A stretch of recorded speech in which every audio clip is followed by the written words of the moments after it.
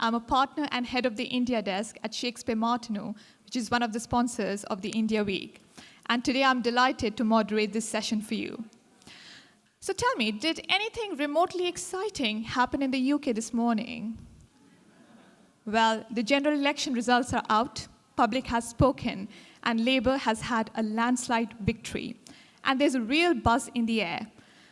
I'm sure our friends from India can resonate with the stress and excitement in the air, given that they've recently navigated a mammoth contest of their own. Well done, by the way, on winning the Cricket World Cup. Jokes aside, with recent general elections in both countries, it's fair to say that both India and the UK are now standing at the precipice of new political landscapes, which makes our discussion today on how we navigate from polls to prosperity even more relevant and timely. The UK-India economic landscape is a powerhouse, valued at over 24 billion annually.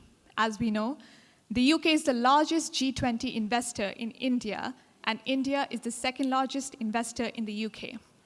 Ladies and gentlemen, these are more than just numbers.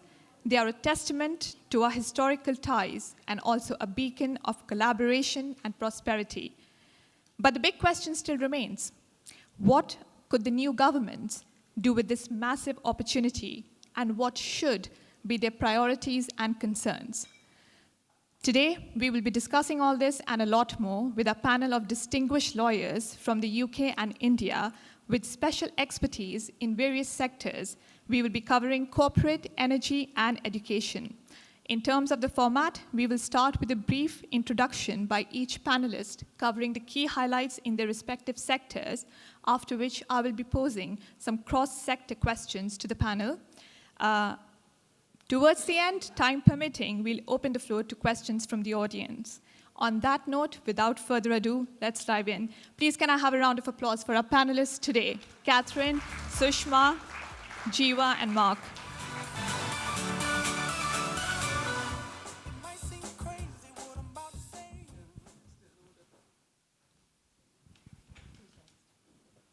Mark?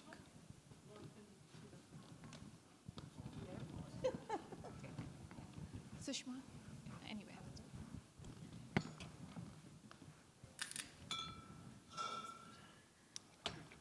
Welcome, panelists. Let's start with a brief introduction for the panelists. I'll start with Mark Taylor. So Mark is a partner in Shakespeare Martineau's sector-leading education team. Mark advises education institutions on collaborations around the globe, including in India. We've then got Sushma Maharaj.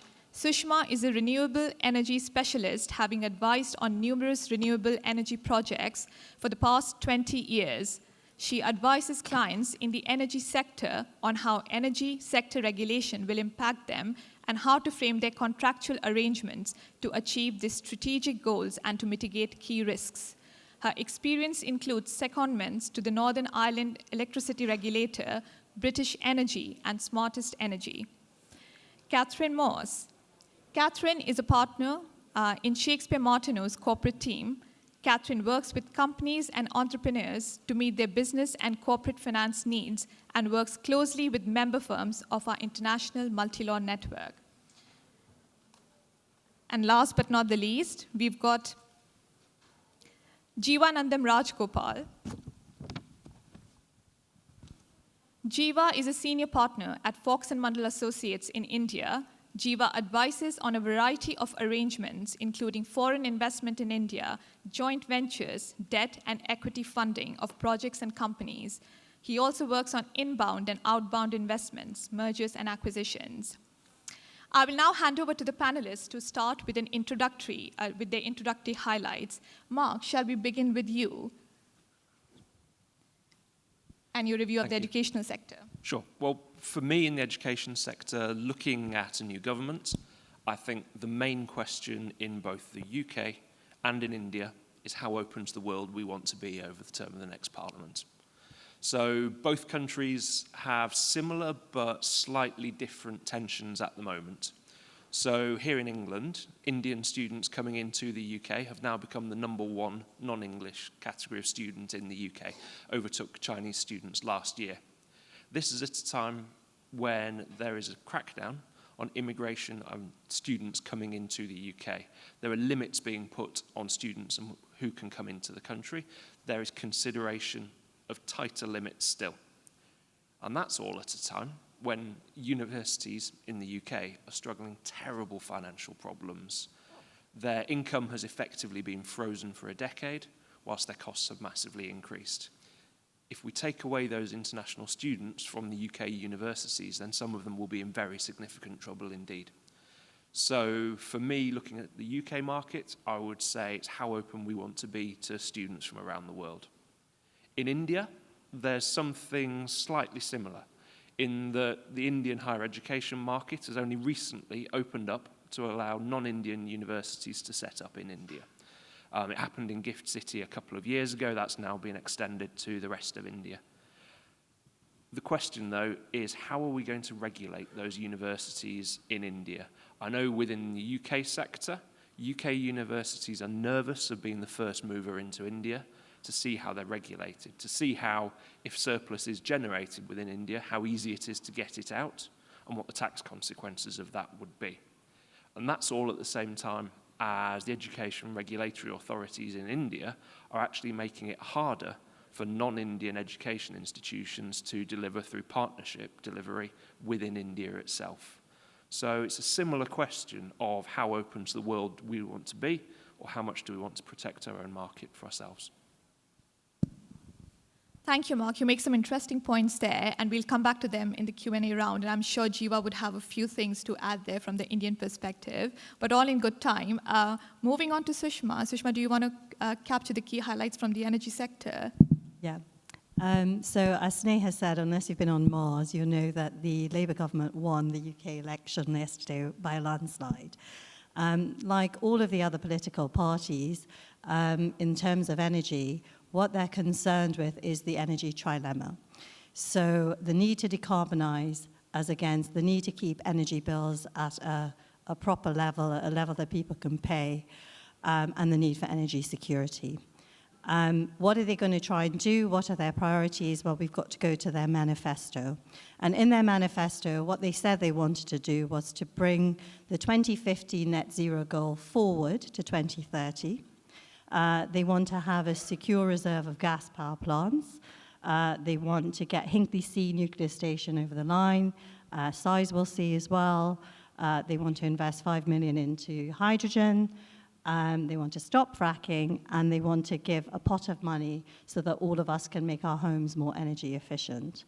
How are they going to do that? The devil is in the detail. I mean, there's not much detail that's come out of the manifestos. But there are some key issues and challenges that they're going to have, not least because of regulatory uncertainty. A lot of investors will be stepping aside now or just hanging back to just see what's going to happen, what new laws are going to be passed. They've been talking about a new Energy Independence Act. They're also looking at investment and whether or not there'll be a tax on carried interest, query whether that's going to affect the cost of capital, and whether private equity will then come in and co-invest with a lot of these government funds.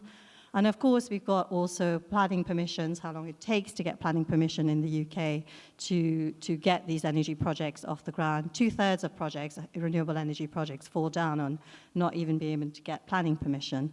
And of course, with more renewable energy coming in, and the Labour government want to double onshore wind, triple solar power, and quadruple offshore wind, that's a lot of renewable energy, intermittent power coming onto our electricity grids. And so the grid has got to become more flexible and more resilient to be able to deal with a lot of that intermittent power coming onto it. And so there's going to require huge reinforcement costs.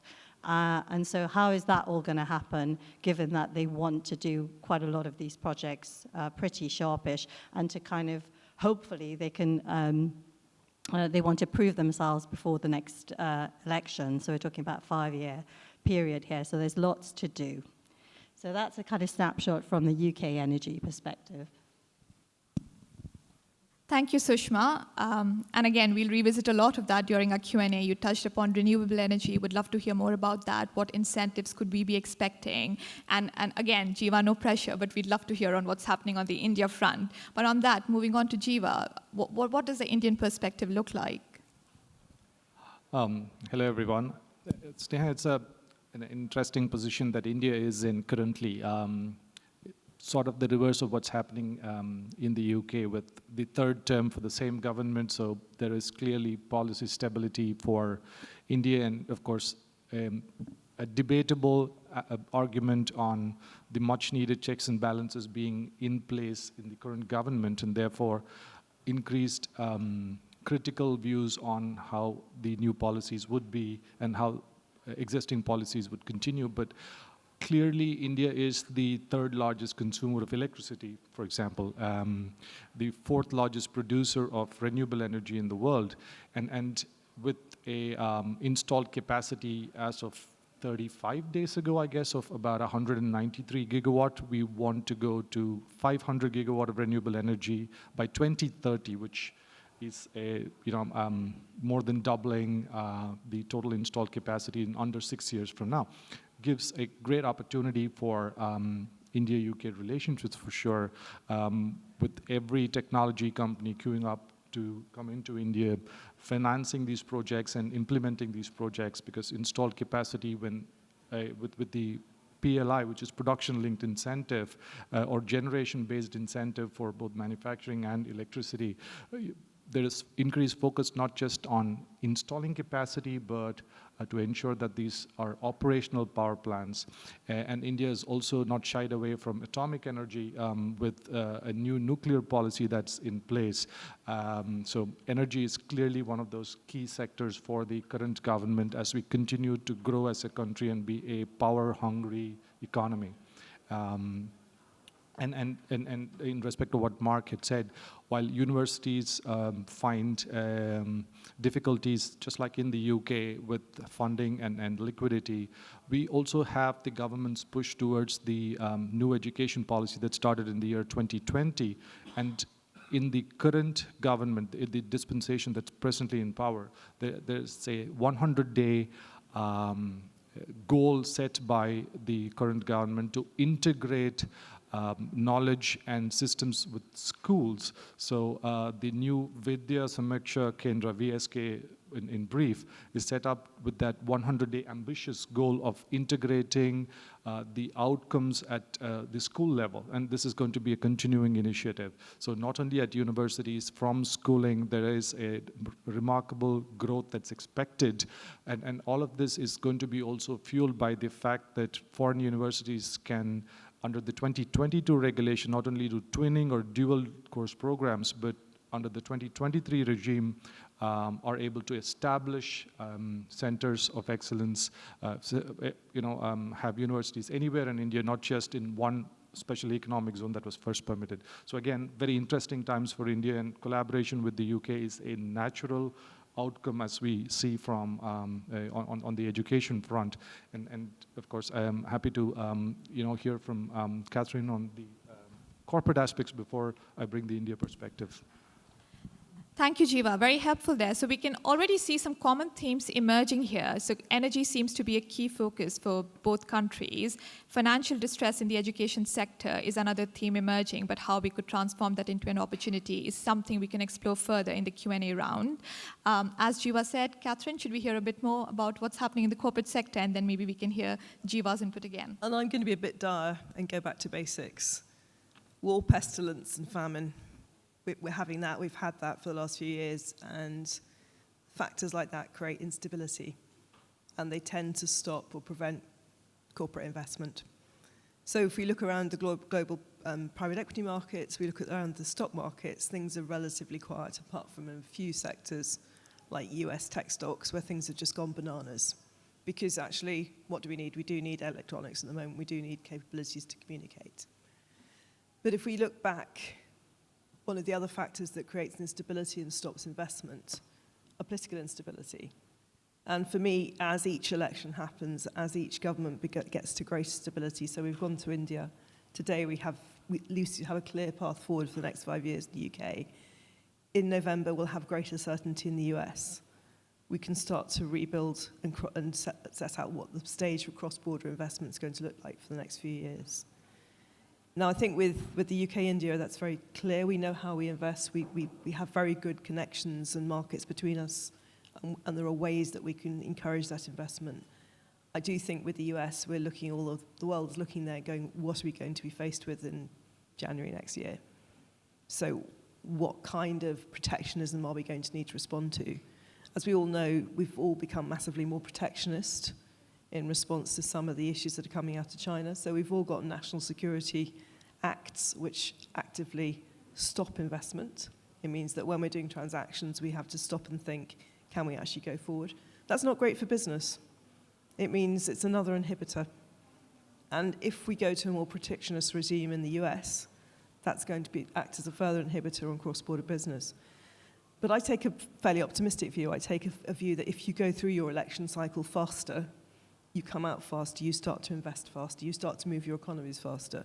And quite frankly, India and the UK are starting to look like very sensible economies compared with what might be going on in the US. So I take a positive view. Thank you, Catherine. Jeeva, anything to add on that? Just a quick couple of things. I fully agree with Catherine. We need to see what happens in the US for reactionary policy making from governments. We did see in India in 2020 what's called the PN3, Press Note 3, which effectively put a bar on all Chinese investments into India, except those which had government approval. So that's had a significant impact on investment into India, although Taiwan is seen as non-China from an India policy, although it's not a stated position of the government. It is how the government has actually allowed significant Taiwanese investment to come into India, and those companies that the Indian government has been comfortable with, even in telecommunication or infrastructure sector from China, there have been over 100 approvals in the last 3 and something years. So clearly we need to see how that goes, and we do have our new policy on overseas investments. That's very critical for India-UK relationship, as more Indian businesses and individuals tend to invest into the UK, and this is, I would say, a liberalization move whereby the LRS, which was the liberalized remittance scheme, and the overseas direct investment regulations were combined. So we do see a lot of activity. And I think the governments are aligned, and fingers crossed, we should have the FTA sometime soon. Absolutely, that remains a priority. So both Catherine and Jeeva, you've talked about some inhibitors and the barriers to investment. So as a roundup, like a broader question, what do you think are the key priorities for the government that they need to address in terms of encouraging more UK-India trade? We've touched upon some barriers. Are there any additional barriers that you identify?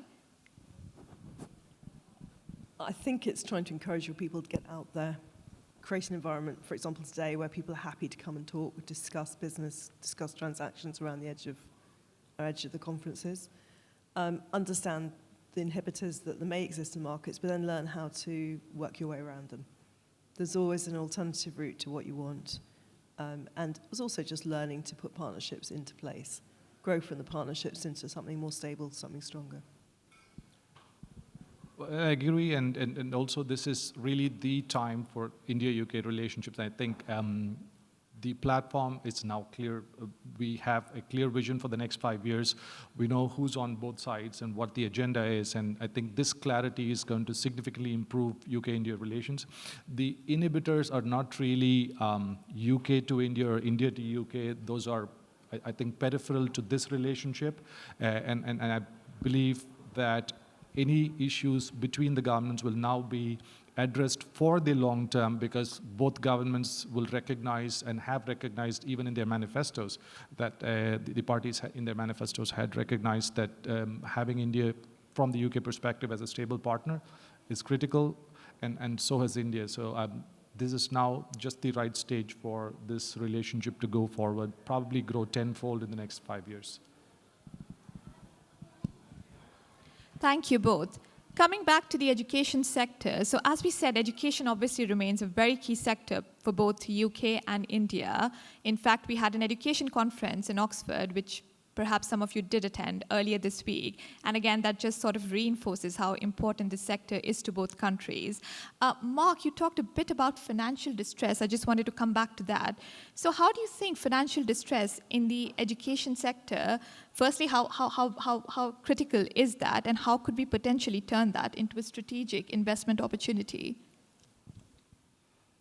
I would say as an investment opportunity, it has happened, it can happen, it will happen, but that will be fairly limited effect. I mean, as a risk at the moment, I think it's one the new UK government could almost overnight get rid of. We could look at different ways of funding universities, we could increase the amount that they're allowed to charge, but they're medium-term changes. I think the biggest change that we could make is the rhetoric around our universities and the esteem in which we hold them.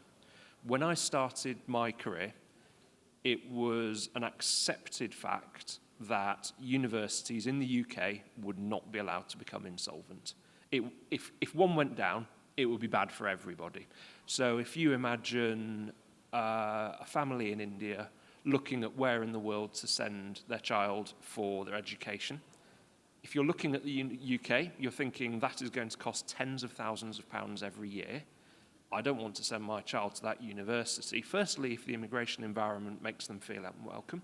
And secondly, if that university may go bust. Now, that is still unlikely, but the rhetoric we've had for the last 10 years or so is that it's good to have a market of universities, and failure within that market would be a good thing. And I don't think it would be, because that not only will be bad for the university in question, it will be bad for the whole market. So I would say from a UK perspective, the way we talk about our universities and the value that they create, we should recognise it, and that will be good for everyone. Thank you, Mark. Completely agree. As an Indian student who came to do her master's here, I completely agree with you. Jeeva, what's the current sentiment in India about all that's happening on the education sector? Can you please add something from the Indian perspective? Sure. The Indian government, and of course, we have a structure where there is a significant say for state governments in terms of education and policy on education.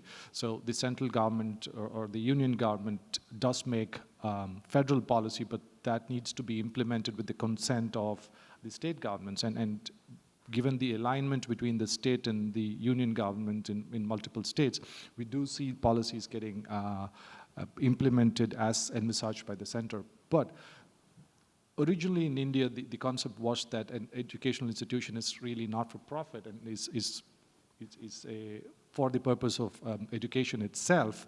But now with increased spends on quality infrastructure for education, the government has realized that there needs to be some level of corporatization of education and to invite investments from abroad and for participation of foreign universities and entities. So that's a clear measure that the government is taking towards allowing profits as well as further investments and repatriability in terms of the education sector. And I think that's key to growth of education in India. And opportunity, of course, is abundant, and with larger wallets in families, there's more to spend towards education, and India will remain a country where education is a priority for every family. That's fascinating, because there are three things you've said now where it is absolutely a parallel to what's going on in the UK as well. So you said decentralisation of education. That is something that the Labour Party has said it will look to do more of. You talked about looking at strategic planning between schools and universities. The Labour Party is actually talking about a tertiary education system for the UK, with particular plans sitting behind it to bring these education sectors that have been treated very separately together. And then thirdly, perhaps the one where the UK is ahead of India, is that it was around 10, 15 years ago that the UK opened its doors to private finance in UK universities. And in many respects that has been successful, but there have been some difficulties as well. So the way you regulate it will be difficult.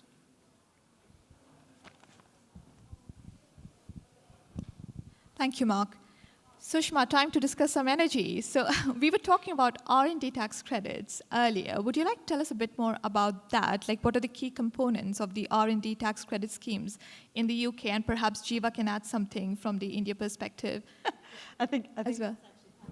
Or Catherine. This one for me. R&D tax credits is a way that we try and encourage UK businesses to have investment out from effectively investment in intellectual property, which can then have some beneficial tax advantages as we go through.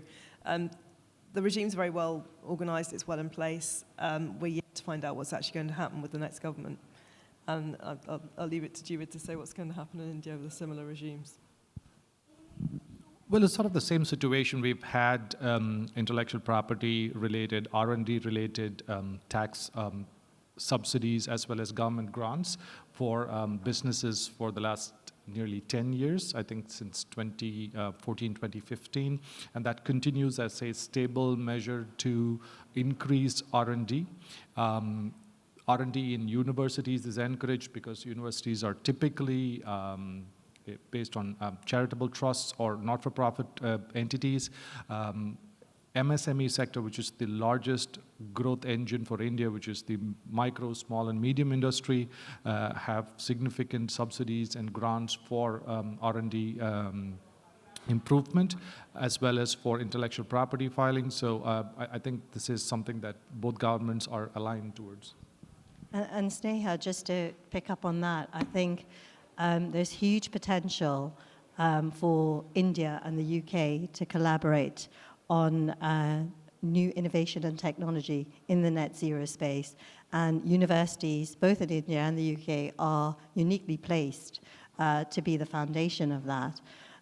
So just imagine if you had a UK company and an Indian company, and they, formed a special purpose vehicle, and then entered into a joint development agreement with universities to innovate a lot of the things we need in the net zero space. I mean, we need new industrial processes. We need to be able to green supply chains. We need to be able to make wind turbines more sustainable. We need to be able to make solar batteries more recyclable.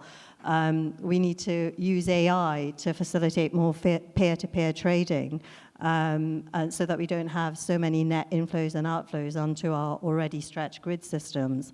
So there's so much that can be done. I think sometimes as a renewable energy lawyer, when you listen to politicians, they're sort of trying to tell people that actually we've got all this technology that is going to save us all and it's all done, but actually there's still so much more innovation and research and development that needs to happen to truly make these renewable technologies sustainable and green, way back to when the minerals are mined for lithium batteries to put into your electric vehicle and to your solar battery. So there's still so much to be done, and I think India and the UK are so super well placed to be able to do that in terms of the expertise, the knowledge, and the ability to collaborate between each other, using the universities as a foundation and a conduit for doing that. But also, that would also enable the universities to wrap a curriculum around green tech innovative jobs to be able to prepare students for the jobs that they're going to actually need and will have in the future in order to make net zero actually happen. That would be a great collaboration opportunity for the two sectors, Sushma. Thank you. And you touch upon renewables and sustainability. So are we seeing any special incentives being offered to attract more investment in more sustainable sectors like renewable energy? So if you look at the Labour Party manifesto, and obviously they've just formed the new government, what they've advocated or what they've advanced is something called Great British Energy. And a lot of us in the office who are energy lawyers are trying to work out what does that actually mean.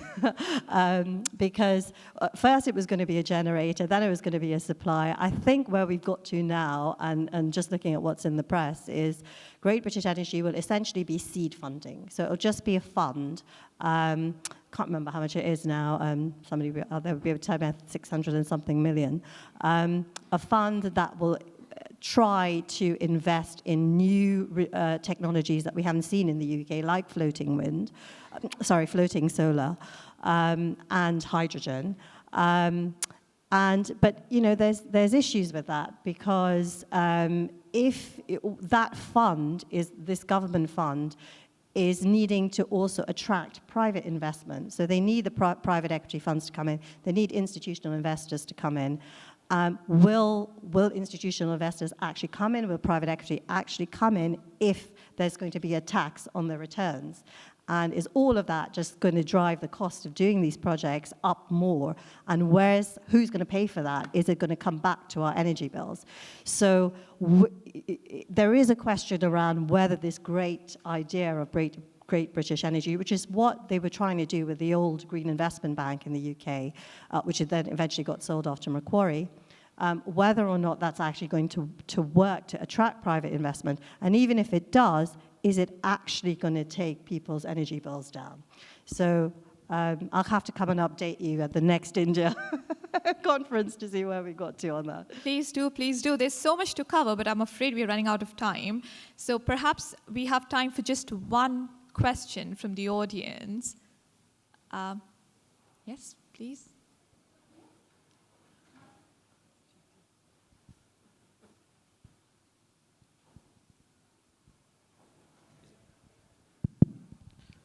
I think this panel should be called From Polls to Collaboration. There seems to be so much debate around collaboration between the two great nations. Do we feel that the change of government that we've had in the UK will lead to more collaboration for both countries within the cybersecurity realm? Because obviously you've all touched on the importance of our national securities, our international securities, but do you feel that there's going to be more collaboration around that particular topic? Shall I deal with it? Catherine, please, thank you. We do tackle, and we do see quite a lot of cross-border investment in cybersecurity. We also do work with some of our national agencies, and I'm sure the same for Jiva. You see start-up businesses in cybersecurity with investable propositions which are attractive to both the UK and Indian investment houses and individuals. And I think that will continue to happen. Whether or not we get governments promoting that is a bit of a political issue. I think as you start to see cybersecurity companies emerging in each jurisdiction which look as though they've got commercial traction, you'll start to see more cross-border joint venture activity. But I think until you've got that point, it's very much a local activity. And certainly the businesses that we see, most typically they're focused on trying to get the money out of the US, and sometimes a limited number of European investors. I think they're a little bit more skeptical of investment elsewhere, and I suspect that's probably the same in India as well. People tend to see the magic of Silicon Valley as the first place to go to. Interestingly enough, just in the last 15 months, I've worked on at least half a dozen transactions of cybersecurity companies, web security companies, for various technologies, and most of these have been actually between India and the UK. Interestingly enough, maybe it's that set of deals that are in that fashion, but no doubt there is a significant move between India and the US for cybersecurity related investments and technology transfers, but I don't see UK trailing behind, and I think it's inevitable for the governments to encourage this. Well, thank you for that, and thank you, Sanjeev, for that question. For anyone else in the audience who has more questions, the team is around. The panelists will be around for the rest of the afternoon, so please do come and talk to us, and we look forward to carrying on the conversation with you. Yeah, sure. Can we take another one? If you can hear me, that's fine. Jiva, thank you so much. One, just correct me if I'm wrong. You said that India is investing in the research side, but what the data shows that India is investing more in the infrastructure, which is right thing to do, but sacrificing the sectors like school funding and the research. In fact, India's research has investment is reduced to 0.6% of the GDP compared to the UK, what is spending around 2.5%. So how you look into that kind of Well, let me just clarify that my answer was that Indian government provides subsidies and grants for growth of R&D, and that's typically taking into account exactly this, that government-based research and development is on the decline while private industry needs to drive R&D. While the government does infrastructure, defense, those sort of work that the government feels is so important for growth of the economy in the long term. I believe the push is for the government to encourage private participation in research and development. I fully agree with the fact that there has been a decline, and that's also on top of the government's priority to ensure that there is captive or indigenous research capability and innovation that will drive the economy. Thank you, Jeeva. Thank you all. That brings us to the close of the panel discussion. But as I said, it's not the end of the conversation. So if you want to continue the conversation, please do come and find us, and we'll be happy to carry on the conversation. Please, can we end this with a huge round of applause for our panelists? And thank you for being a lovely audience. Thank you. Have a nice day.